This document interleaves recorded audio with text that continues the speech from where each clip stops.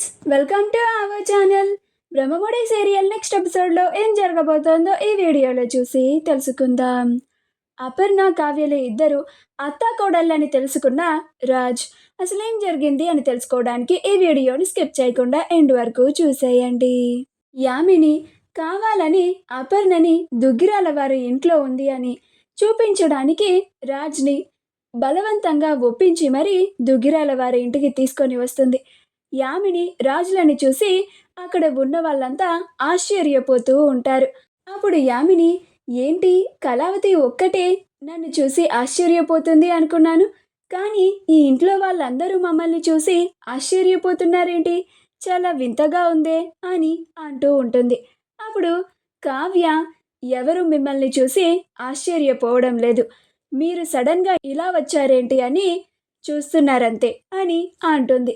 అప్పుడు యామిని, మీ ఆశ్చర్యానికి కారణం అదా, నేను మీ అందరినీ ఎక్కువసేపు ఏమీ ఆలోచించేలా చేయను, మేము ఎందుకు వచ్చామో ఇప్పుడే చెప్పేస్తాను అని అంటుంది. అప్పుడు అందరూ అలానే చూస్తూ ఉంటారు. అప్పుడు యామిని, మా ఇద్దరికి త్వరలో పెళ్లి కాబోతోంది అని అంటుంది. ఆ మాట వినగానే సీతారామయ్య, ఇందిరాదేవులు ఆశ్చర్యపోతారు. ఏంటి, రాజ్ యామినిని పెళ్లి చేసుకోబోతున్నాడా? నిజంగానే రాజ్ యామినిని ఇష్టపడే పెళ్లి చేసుకుంటున్నాడా, లేక ఈ యామిని మాయ మాటలు చెప్పి బలవంతంగా ఒప్పించి ఇలా పెళ్లికి సిద్ధం చేసిందా అని అనుకుంటూ ఉంటారు. మిగతా కుటుంబ సభ్యులందరూ ఏదైతే జరగకూడదు అని భయపడుతున్నామో అదే జరగబోతోంది అని చాలా కంగారు పడిపోతూ ఉంటారు.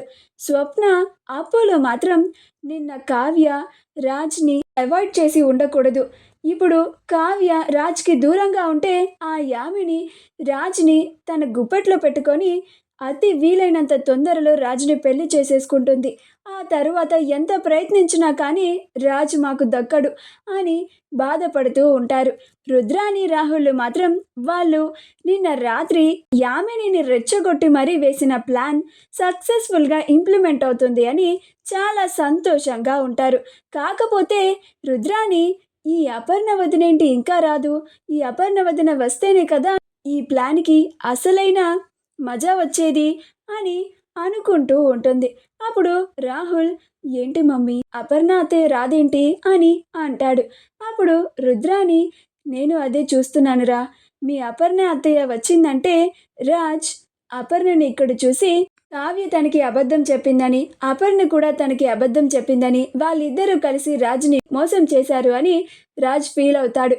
అప్పుడు రాజ్కి కావ్య మీద కోపం వస్తుంది. అప్పుడు రాజ్కి ఇంకా మనం నూరిపోసి ఆ రాజ్ కావ్యలని శాశ్వతంగా దూరం చేయొచ్చు అని అంటూ ఉంటుంది.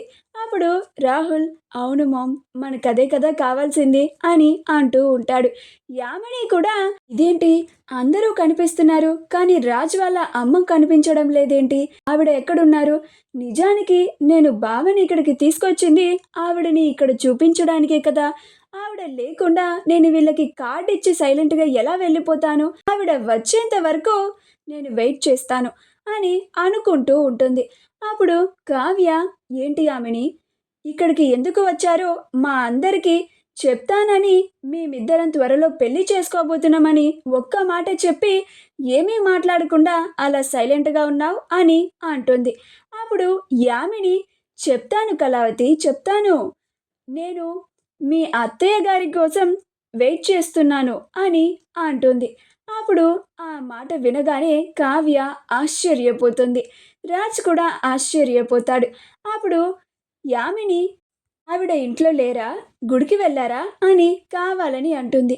అప్పుడు రాజ్, యామిని, కళావతి గారికి అత్తయ్య గారెవరు, అత్తయ్య ఉన్నారా అని అంటాడు.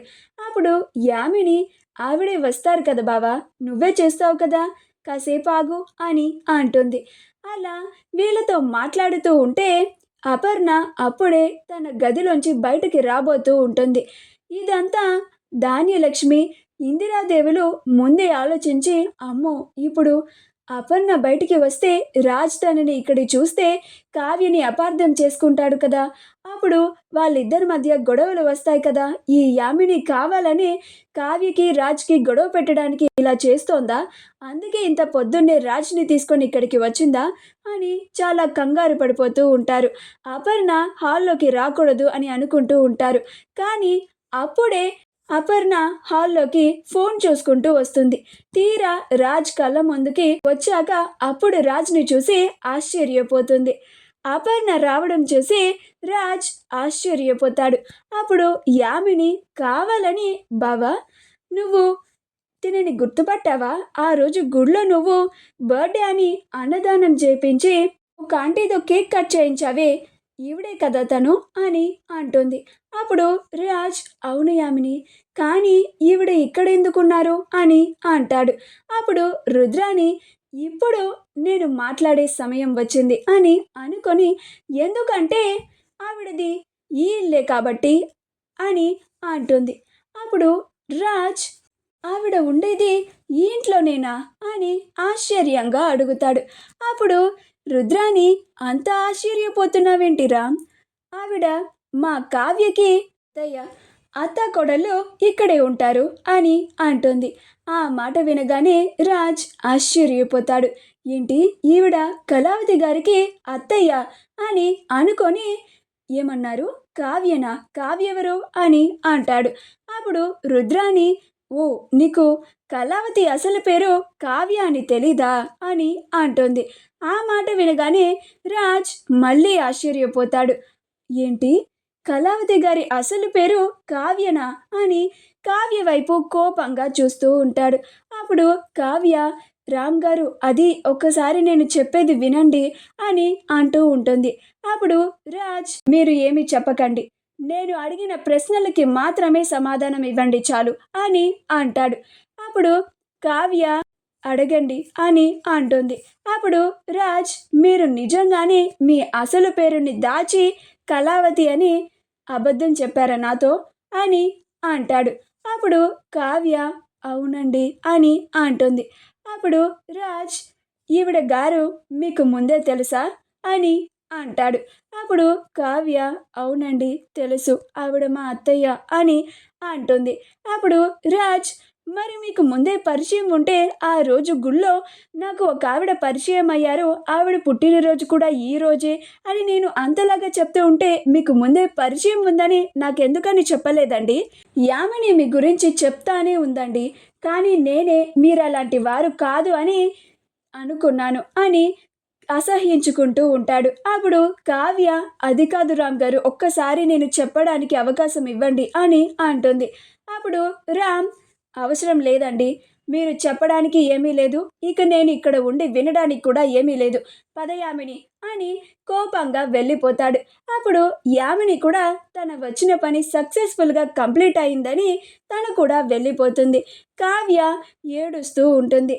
మా వీడియో కనుక మీకు నచ్చినట్లయితే లైక్ చేయండి, షేర్ చేయండి, మా ఛానల్ని సబ్స్క్రైబ్ చేసుకోండి, పక్కనే ఉన్న బెల్ ఐకాన్ని క్లిక్ చేయడం మాత్రం మర్చిపోకండి.